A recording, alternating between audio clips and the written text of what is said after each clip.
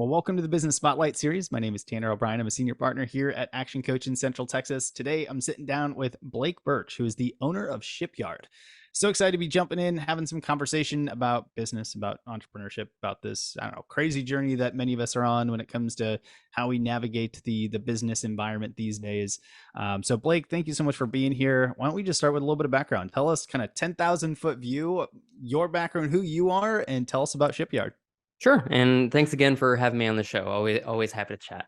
So, my background, I used to lead a data team for a digital advertising agency. There, I was trying to figure out how, for like Fortune 500 brands, how we could figure out to use their data to automate internal processes to kind of accelerate what they were doing with their marketing. And what that looked like was trying to automate bids and budgets, turn things on and off when inventory went out, trying to make sure that ads could match promo calendars continuously without someone having to go in manually. And so ultimately, through a lot of the learnings that I had we had some internal technology at that advertising agency that we decided to spin off into its own separate company.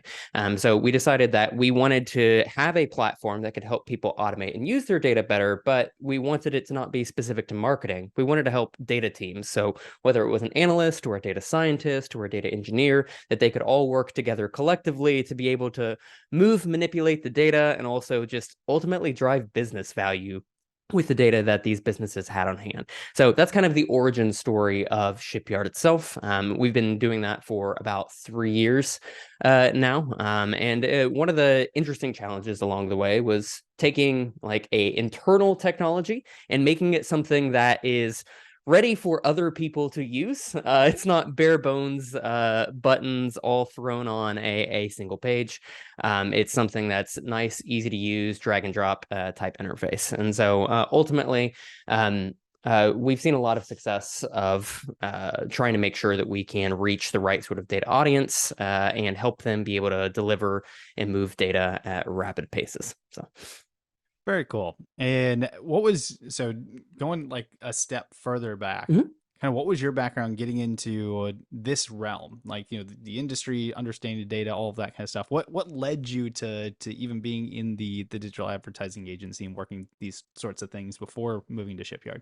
Yeah, so I didn't have a technical background at all. I graduated college with a marketing and entrepreneurial management degree, which entrepreneurial management is weird when you've never really run a business or anything else like that, but that's what I had. So I came in and actually worked on like the digital advertising side, managing like paid search campaigns. And honestly, a lot of the work was go to the Google Ads platform, download the data back into Excel, run a few filters to like figure out what you need to do, how you need to change things, and then create like a templated Excel sheet that has all the right information, and then go and upload it back into the service. And after I had done that for a few months, I was like, this is ridiculous. Like, there's got to be a way to do this faster. There's got to be a way to do it more sustainably. And so I started working with the development team there to figure out, okay, what skills do I need to have here? Oh, wait, I can load this data into a database and then access it via SQL. Cool. I'll teach myself that and I'll figure that out. All right. Well,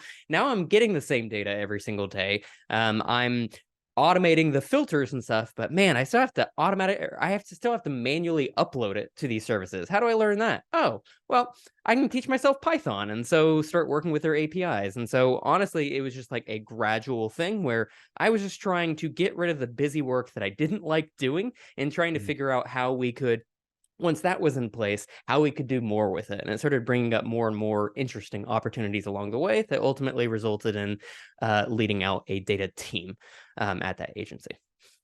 Oh, that is so cool. I love the progress of, one step to the next of I need to go learn how to do this so that I don't have to do this piece anymore. And it Yep. becomes easier, and just being able to grow from there. That's awesome. So I heard you say, a couple times, when we did this, when we X, Y, and Z. So generally speaking, do you have business partners in the business with you? Is it just you as a sole founder? Have you had to take on like outside investment? Kind of what is, just like generally speaking, what has the growth cycle been for your business? Yeah, so we are majority owned by a parent company, which is that advertising agency that we were spun out of. I do have a co-founder that is on the technical side of the house. I do more of the like marketing and product side of things. But ultimately, between the two of us and working directly with that parent company on kind of the legal and business aspects of things, that's how we've managed most of our funding model, which is great because it means that we can grow very sustainably. We can make the right sort of decisions. We're not taking on a huge amount of funding and trying to meet some specific valuation. And we've seen sort of the troubles that some companies have had from that sort of cycle in like 2021, 2022, a little bit. So we're definitely in a fortunate position, but it's made sure that we can make the right sort of decisions so that we can exist for the long term and really help businesses grow at a sustainable pace. Very cool. I love that. So let's talk a little bit more about the business. Let's talk about what makes it so special. Yeah, I like to ask kind of target market, competitors in the marketplace, that sort of thing. But when it comes to who does your business serve, and I know you mentioned this a little bit as you were kind of telling us a little bit about what you do. But I always like to just like make it as simple as possible and frame it for those that are watching this later on. I'm in the audience. How would I know that I'm a really good fit to come have a conversation with y'all on the services that you provide? Or I might know somebody to make a referral over to you. If you have a bunch of data sitting around your organization and you can't figure out how to use it, great use case for us. That's one of the bigger things that we help people do. Just figure out how to move, manipulate, and automate the data in an easy path. Another aspect that people really turn to us for is if you have a lot of data systems in place, but you're continuously having bad data delivered. So maybe like your dashboards are continuously wrong, or you sent some incorrect reports and nobody knows why, and you continuously have issues trying to fix it. That's ultimately what we help a lot with as well, trying to make sure that you can get from point A to point Z error free along the way. And if an issue does happen, because inevitably some sort of system will go wrong, the right people will receive alerts so that they can know what exactly broke, how they can go in and fix it, and you can resolve the issue quicker. I would say those are the two big use cases that a lot of people come to us for. And ultimately, we sell a lot to data teams that are in companies that are around like 250 to 500 people in the organization. But that's not really a limiter. It just really depends on where you're at in your data journey. Those people that are trying to get the right setup in place, make sure that they're able to scale sustainably, that's where we really help out the most. Very cool.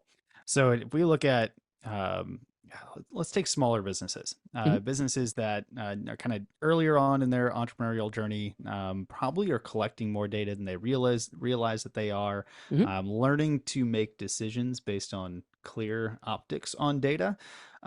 What types of, again, if I'm kind of sitting in the audience, I'm a smaller business owner. I've got kind of these systems in place to grab data. What types of data should I be looking at or be paying attention to that may make sense to be, um, have a conversation and be able to start sorting through that in the correct manner? I think the biggest thing to look at is what levers you have available within the tools that you use as a business. And so there's like, if you're an e-commerce company within like Shopify, looking at all that data, there are aspects that you control and there's aspects that the other company controls. Like you control your inventory data. You can figure out how that can be compared to your sales or like how it changes like performance in geographies based on like inventory distributed across multiple like distribution centers or something else like that.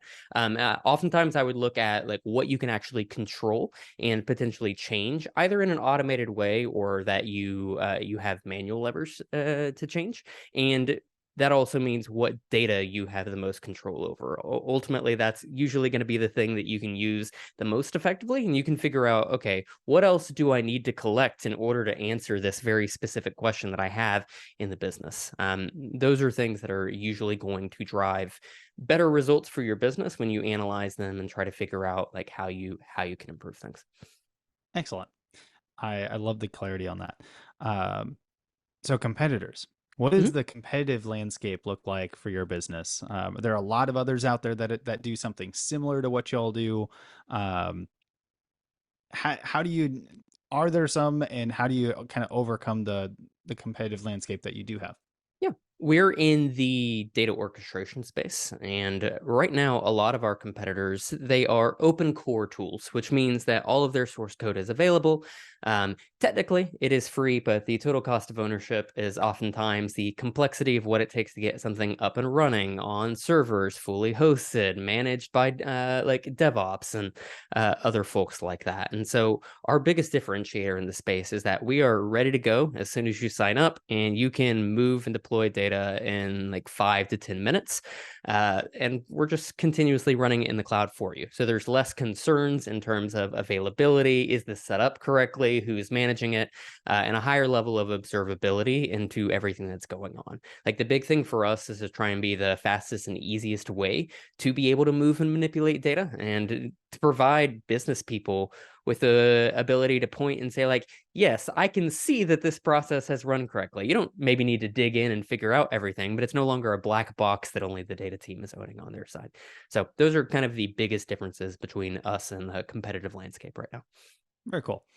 Which leads me right to marketing. I always love asking a few Mhm. questions around marketing. It's one of those areas, as you may know, it's super important to every business out there, but Yep. doesn't mean that everybody is super really strong at it, especially in the beginning. Mhm. So I like to just ask some questions, find out what has worked, what hasn't worked, kind of lessons learned along the way, that sort of thing. So I'm curious for y'all to get the word out there about what you do to the target audience that has the best ability to work with y'all. What has been your philosophy to get that message out there? What channels do you use, or what lessons have you learned along the way when it comes to marketing, which y'all do? I would say that the most effective strategy for us so far has been any sort of organic content. And a lot of times it is very much about like educating people how they can get themselves out of a hole. Because what we see on our side that performs very well is we have pages for solutions. So let's say that you want to download data from Snowflake and send it to Slack. Well, we have a page for that, and that page describes exactly how you can go through that process in our platform, so that when someone is having a very specific problem, they're able to get a very specific solution for it. And we actually took this a step further and saw even better results, where we started making 5-minute videos for each of these use cases. So now, someone searches for it, they're able to get a video, and if they're on the page, they can see specifically how it's done. And we've gotten to the point where these pages now you can click the button to get started and it drops you into the platform with everything pre-set up. All you have to do is fill out your credentials. And so that's where we've seen the most success, trying to figure out what are the common problems that people are trying to solve to move data in between their tools, and how can we reach people when they're trying to find a very specific solution and get them to a point that they're able to solve it super quickly. That's ultimately been the best marketing strategy for us. Excellent. So with organic content, blogs, posts, videos, I heard you say that there's a button to click that says "Get Started" and kind of jump right into the platform. Mhm. Um, do y'all find yourselves using multiple different types of calls to action? Do you have downloads where you're able to collect some information and remarket to them? Is it simply just go right to the platform, be able to test it out? What have you seen the most success in for your business specifically? I know everyone's is a little bit different in terms of what's going to work and what's not, but what have you found to be the Yeah. most effective call to action? Generally, because we're selling to a slightly more technical audience of data professionals, they're usually not super receptive to having things gated and walled off or anything else like that, right? Like our main competitors are open core. Like they want to see under the hood. They want to be able to make sure that things are a little bit more collaborative. And so that was actually a learning that we had early on, that we did try to gate some of our content, like our demo videos or like a white paper or something else, and people just didn't want to have it. It got less engagement. People would get around it by putting that their email was test@example.com and various things like that, just to kind of get around those systems. And so what we found works the best is by truly providing like quality educational content that like helps elevate what someone is able to achieve on their side, and making sure that we're not gating it. We're just trying to be a helpful contributing member of the community, which ultimately results in people having more of an affinity for using a product like ours.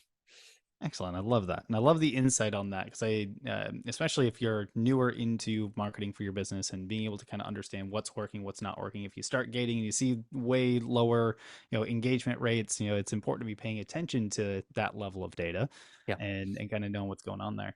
Um, so let's talk, your journey in business, especially over the last 3 years, really kind of moving up with Shipyard. What have been some of your biggest lessons learned when it comes to actually kind of launching this business and really getting it ramped up? Yeah, initially there were quite a few like difficulties and hurdles along the way. We launched the product right at January 2020. So you can imagine things changed in the world. Nobody wanted to do tech. Everyone was getting laid off, and like trying to get people to try out a new product that was kind of in beta was a very like difficult process, but was something also where like a lot of the entrepreneurship journey is just perseverance, like saying, all right, we're going to push through this. We know we're going to be able to make some other strategy. Hey, we can just get like general feedback from people. We don't have to actually figure out usage to try and figure out how we can get ourselves to a like public launch state. And I think that's the case for a lot of things. You think it's going to go one way and it never goes that way. You just have to try and roll with the punches and figure out how you can make the most of the situation in order to capitalize on what happens. And sometimes that happens in the reverse, where it's like you didn't plan for something, but a competitor in the space makes like a big fumble, and you're having to figure out, okay, well, how do we capitalize on this opportunity and make sure that we can have the right sort of messaging externally, get people while they're interested in potentially changing their situation. We've had those types of issues happen. So it's really a lot of rolling with the punches and making sure that you can react quickly and that you're kind of set up and encouraging other people in your organization to be able to have that flexibility to change paths towards what seems to be performing the best. Is that been kind of a trait that you've always had, or did you have to quickly learn that ability to just roll with the punches and be a little bit more flexible? I think I've had to learn to be a whole lot more flexible. I'm definitely someone that has like best laid plans out for multiple years, and I have like an executional pathway of how it might work. But I've kind of had to roll that back a little bit and be more like, here's the high level ideas and goals that we want to try and achieve along the way. But like the exact specifics of how we get there, it's going to change continuously, and that's okay. Like we have to be okay with knowing that we made a plan with the best available information we had at the time, and now the available information has changed, and so therefore the execution should change as well to meet that goal. So speaking of goals and nicely laid out plans, where do you see things going the next 3 to 5 years as the business continues to grow? How does the business change? How does your role within the business change as you look out for the next 3 to 5 years? So there's two big things that I kind of see coming up on the next 3 to 5 year timeline. The first one is that we're really having to move more towards like the enterprise market, buttoned up aspects with security management, working with identity providers, trying to make sure we have SOC 2 and HIPAA compliance and everything else under the sun to make sure that we can work with more and more enterprises as data security and privacy becomes more important, while we have so many issues with news about like data leaks and stuff like that. So that's a big area for us that we're continuing to try and invest in, and that we think is going to shape a lot of how the product works. But another aspect is trying to figure out how we can incorporate AI directly into the process of building out workflows Mm. on our platform. We've had some clever ideas along the way that didn't really work out, but kind of led us to where we are now, where we had like something called words to workflows, where you can describe something in natural language and see the workflow come to life. But what we realized from that kind of journey is that we believe the future of like development in the data space is going to be more like AI ops, to where you are working alongside AI to build like task by task and just verify, did that do what it needed to correctly? Great. Take that output and now run it through this other test. Did that do what it needed to? Great. Then keep going that way. And so I think trying to position ourselves to align with what the future of development is going to look like with AI and make sure that our tool is accommodating that workflow is frankly just going to make the process of actually actioning on your data even easier. It's just a matter of how do you do that effectively and how do you do it securely so that enterprises will feel confident using those types of tools as well. Very cool. Do you see your role changing at all over the next 3 to 5 years? Of course. I mean, not in title or anything else like that, but I think the role of founder is always changing. You're constantly filling in the gaps for whatever the business needs most, and after you figure out how to do it effectively and learn that it needs to scale there, you hire someone up to be able to do the role better than you could, and then you go and fill the other gap and move on from that way. So I definitely think the role will continue to change on my side. I love that. And I think that's an important piece for the audience to just kind of take a note on, maybe pause, go back, re-listen to it. But that ability to continue to find others that can do the job, ideally even better than you can, and that you Yeah. can continue to fill as you continue to go. Well, Blake, I want to be respectful of time that we've got here today. So I've got a couple of rapid fire questions I'd love to kind of use to start wrapping us up here. Yeah. Four of them in total, and then after that we'll move into the final question of the day. But we'll go top head answers best we can for each of these. First one, when you look at your journey so far through Shipyard and kind of prior, what would you say for you has been your key to success? I think just the ability to find problems and figure out quick solutions to them. I think a lot of times people maybe just do things the way they've always been done or are told just to do it a very specific way. I think trying to find a different new way to accomplish something always usually results in a better end output for everyone. Excellent. If you could give just one piece of advice for other entrepreneurs out there, what piece of advice would you give them? Don't beat yourself up so much. I think oftentimes we want to do everything super well, and we can't be good at everything, and things aren't going to go our way. It's a hard lesson to learn, but I myself have had many nights where it's like, oh God, that should have gone so much better. It's okay. Just drop it. You're doing the best you can, and make sure that you continue to try and improve going forward.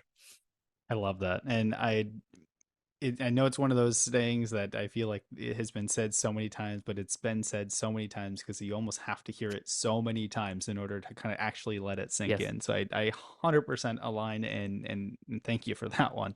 How about book? What's one book that you would recommend? And usually I frame it up if it's easier to think about it. What's one book that you're either currently reading or read most recently? And it doesn't have to be a business related book. It can be any type of book that you would recommend to the audience. I'll do both then, since I'm given that freedom here. For the business side, I believe it's called the Mom Test.